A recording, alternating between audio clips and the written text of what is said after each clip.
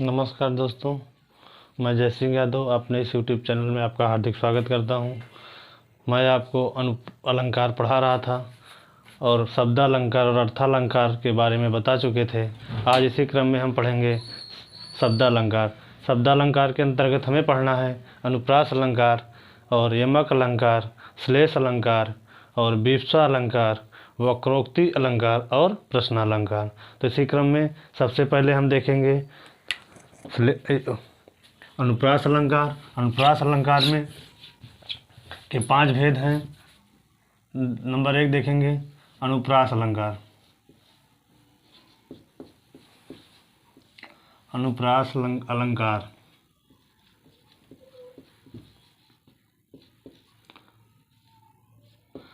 अनुप्रास अलंकार की बात करें तो इसके 5 भेद हैं और सबसे पहले हम पढ़ेंगे 6 का अनुप्रास। इसमें देखेंगे नंबर 1 पे 6 का अनुप्रास। नंबर 1 6 का अनुप्रास।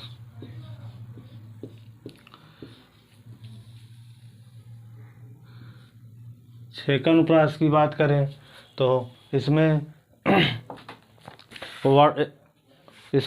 अनेक वर्ण की आवृत्ति एक समान क्रम में होती है, तो वहाँ 6 का अनुप्रास होता है। वर्णों की आवृत्ति जहाँ वर्णों की आवृत्ति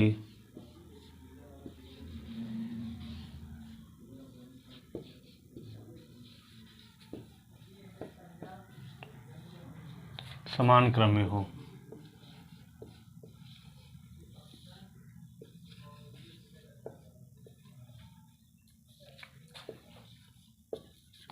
जहाँ वर्णों की आवृत्ति समान क्रम में हो वहाँ 6 का अनुप्रास होता है। जैसे बागे बधिर में भ्रमर भरे अजब अनुराग। उदाहरण की बात करें तो बागे बधिर में भ्रमर भरे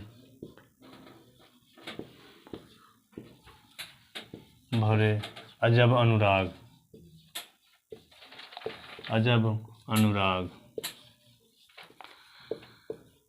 इसमें देख लीजिए बाबा की आवृत्ति और आ की आवृत्ति एक समान क्रम में हुई है, इसलिए यहाँ पर 6 का अनुप्रास हुआ है।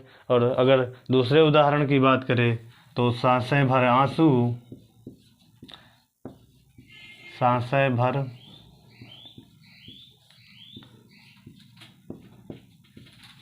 आंसू कहत हैं दई दई। अब इसमें देखिए दा की आवृत्ति एक समान क्रम में हुई है और ई की आवृत्ति समान क्रम में हुई है, तो यहाँ पर 6 का अनुप्रास है। अब हम नेक्स्ट की बात करते हैं तो वृत्त्यानुप्रास। वृत्त्यानुप्रास की बात करें एक वर्ण की आवृत्ति अनेक बार होती है, तो वहाँ वृत्त्यानुप्रास होता है। और दूसरे की बात करें जहाँ एक वर्ण 3 या 3 से अधिक बार हो वहाँ भी वृत्त्यानुप्रास होता है।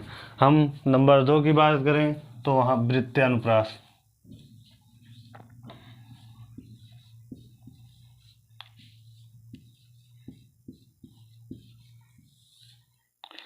वृत्त्यानुप्रास की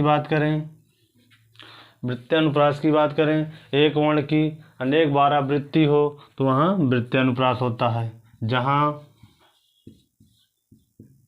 एक वर्ण की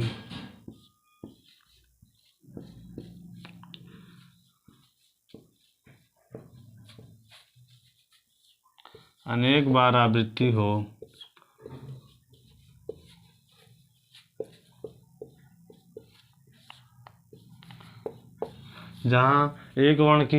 आवृत्ति हो वहाँ पर वृत्त्यानुप्रास होता है। और या तो एक वर्ण की जहाँ एक वर्ण की 3 या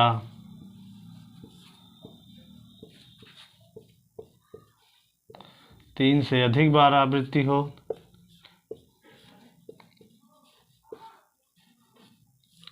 अधिक बार आवृत्ति हो जहाँ 3 या 3 से अधिक बार आवृत्ति हो वहाँ भी वृत्तीय अनुप्रास होता है। अब हम उदाहरण की बात करें तो जैसे चारु चंद्र की चंचल किरणें, उदाहरण की बात करें तो जैसे चारु चंद्र की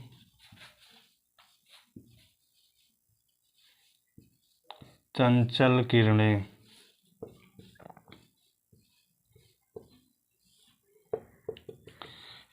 डॉट डॉट। अब देख लीजिए यहाँ पर चाचा वर्ण की आवृत्ति 3 बार हुई है तो वहाँ पर वृत्त्यानुप्रास होता है। और दूसरा देखें, इसी में डालिए श्रुत्यानुप्रास।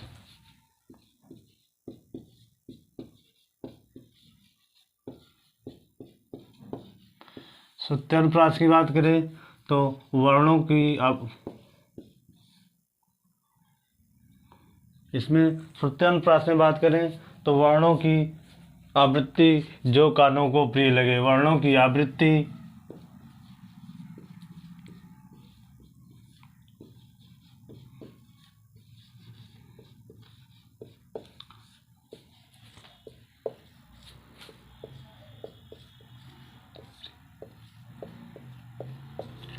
कानों को प्रिय लगे, यहाँ पर श्रुत्यानुप्रास है। और दूसरे की बात करें जहाँ वर्णों की आवृत्ति इस प्रकार हो कि जो मधुरता उत्पन्न करें, जहाँ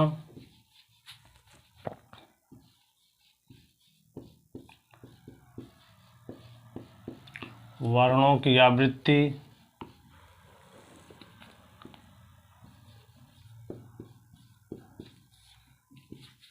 इस प्रकार हो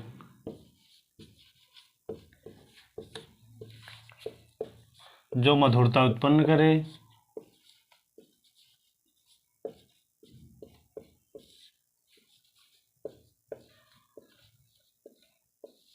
जो मधुरता उत्पन्न करे, वहाँ पर श्रुत्यानुप्रास होता है। जैसे लैला तुझे लूट लेगी तो लिख के लैले। उदाहरण की बात करें, उदाहरण लैला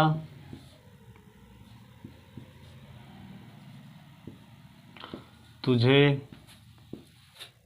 लूट लेगी तू लिख कर ले ले, लिख कर ले ले, ले ले। यहाँ पर श्रुत्यानुप्रास है। अब दूसरे की बात करें, चंदू के चाचा ने चंदू के चाची को। नंबर 2 उदाहरण की बात करें तो चंदू के चाचा ने चंदू के चाची को। आगे डॉट डॉट डॉट डॉट। इसमें देखिए ये भी आवृत्ति कानों को प्रिय लग रही है, यहाँ भी श्रुत्यानुप्रास है। जैसे दूसरा तीसरा देखें, खिड़की के खड़कने से खड़कता है खड़क सिंह, खिड़की के खड़कने से खड़कता है खड़क सिंह, खड़क सिंह के खड़कने से खड़कती हैं खिड़कियाँ। ठीक, अब हम आगे की बात करें तो इसके बाद लाटानुप्रास, नंबर 3 श्रुत्यानुप्रास। अब नंबर 4 की बात करें तो लाटानुप्रास।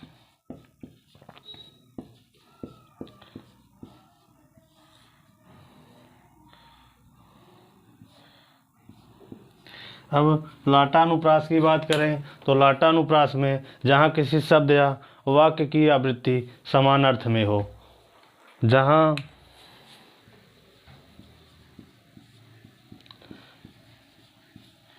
किसी वाक्य या शब्द की आवृत्ति समान क्रम में हो।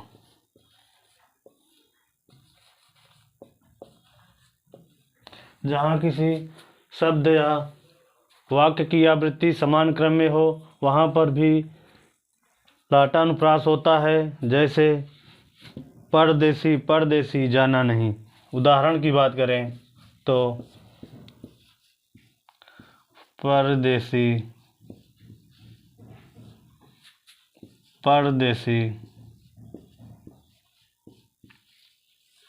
जाना नहीं।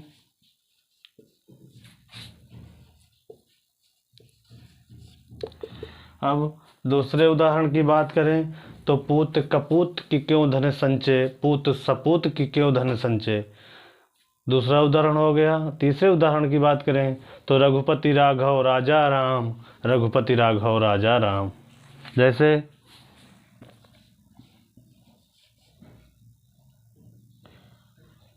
रघुपति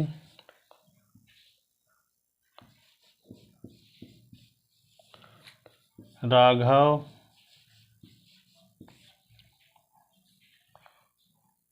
राजा राम।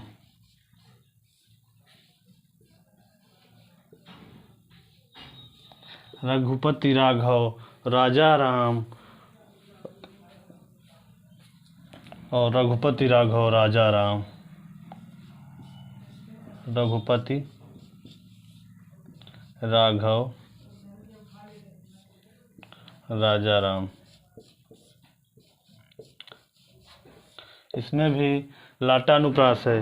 अब इतना लिख लीजिए, स्क्रीनशॉट ले लीजिए। तो आगे हम बात करते हैं अंत्यानुप्रास की। इसी में आगे की बात करते हैं अंत्यानुप्रास। स्क्रीनशॉट ले लीजिए। हो गया। अब अनुप्रास अलंकार के 4 भेद पढ़ चुके हैं। अब 5वां भेद है अंत्यानुप्रास। अब पढ़ते हैं लास्ट भेद है अंत्यानुप्रास।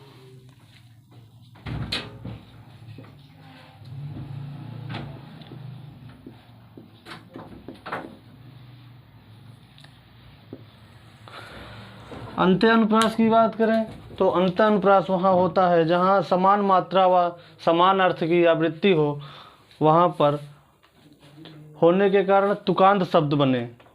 तो वहाँ अंत्यानुप्रास होता है जहाँ समान मात्रा व समान वर्ण की आवृत्ति, जहाँ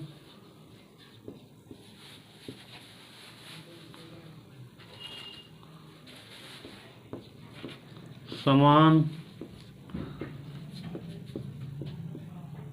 मात्रा व वर्ण की आवृत्ति हो।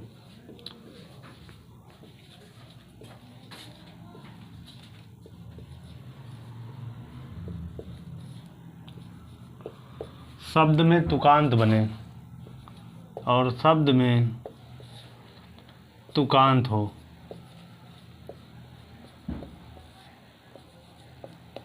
वहाँ पर अंत्यानुप्रास होता है। जैसे आप बात करें तो बुंदेलों हरबेलों के मुँह सुनी थी एक कहानी।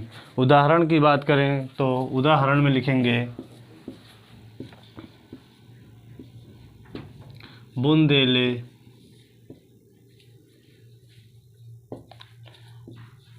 हरबोलों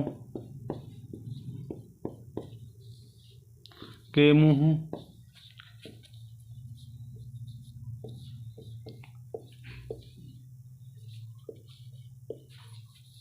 सुनी थी एक कहानी।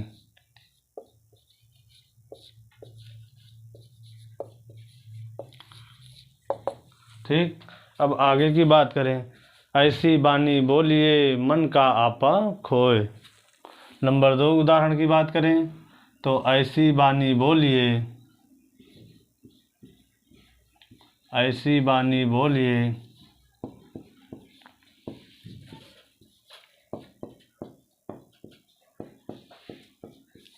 मन का आपा खोए।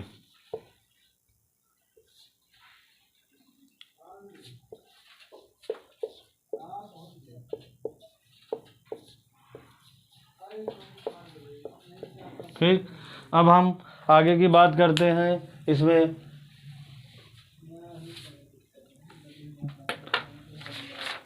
यमक अलंकार। अब यमक अलंकार की बात की जाए तो यहाँ पर जहाँ किसी वर्ण की आवृत्ति 2, 4, 6 के क्रम में हो वहाँ यमक अलंकार होता है, या फिर जहाँ एक ही शब्द की अलग अलग अर्थ में आवृत्ति हो वहाँ पर भी यमक अलंकार होता है।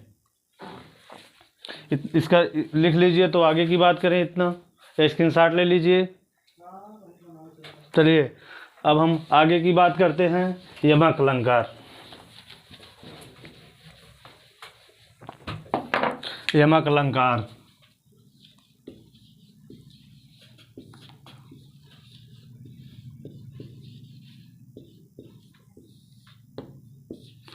यमक की बात करें तो जहाँ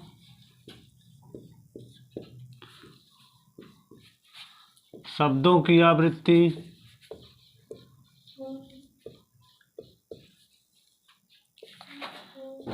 2, 4, 6 के क्रम में हो, जहाँ शब्दों की आवृत्ति 2, 4, 6 के क्रम में हो वहाँ पर यमक अलंकार होता है, या जहाँ एक ही शब्द की अलग अलग अर्थ में आवृत्ति हो। नंबर 2 की बात करें, जहाँ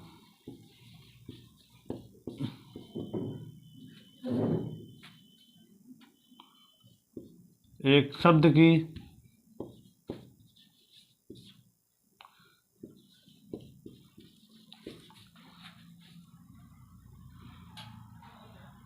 आवृत्ति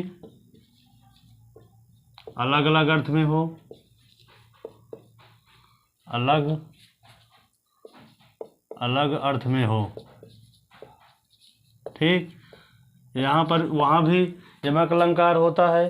जैसे कनक कनकते 100 गुनी म दकता अधिकाय, या फिर काली घटा की घमंड घटा। उदाहरण में देखेंगे, उदाहरण की बात करें तो काली घटा की घमंड घटा।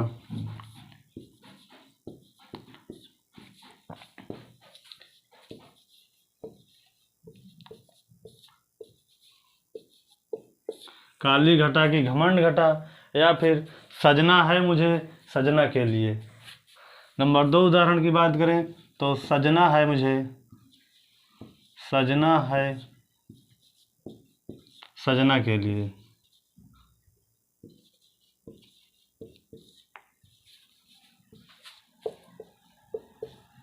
सजना के लिए। ठीक, अब हम आगे बात करते हैं इसी में श्लेष अलंकार। श्लेष का अर्थ होता है चिपकना, और श्लेष के 2 अंग हैं, नंबर 1 अभंग श्लेष और नंबर 2 सभंग श्लेष। तो इतना अंदर डीप में जाके आपको पढ़ने की ज़रूरत नहीं है। आप में बस यही पूछता है श्लेष अलंकार की परिभाषा, उदाहरण पूछ लेगा, तो आपको इतना अंदर जाके नहीं पढ़ने की ज़रूरत है कि श्लेष अलंकार के कितने भेद होते हैं। और आप जानते रहिए कि श्लेष अलंकार के 2 भेद होते हैं। इतना लिख लीजिए। तो आगे बात करते हैं।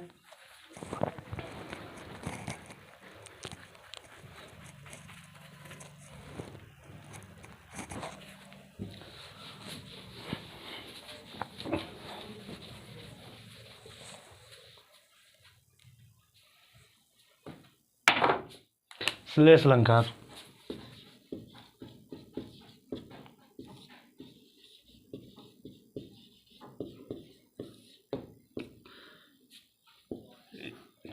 अगर इसके भेद की बात करें तो इसके 2 भेद हैं, नंबर 1 अभंग श्लेष और नंबर 2 सभंग श्लेष।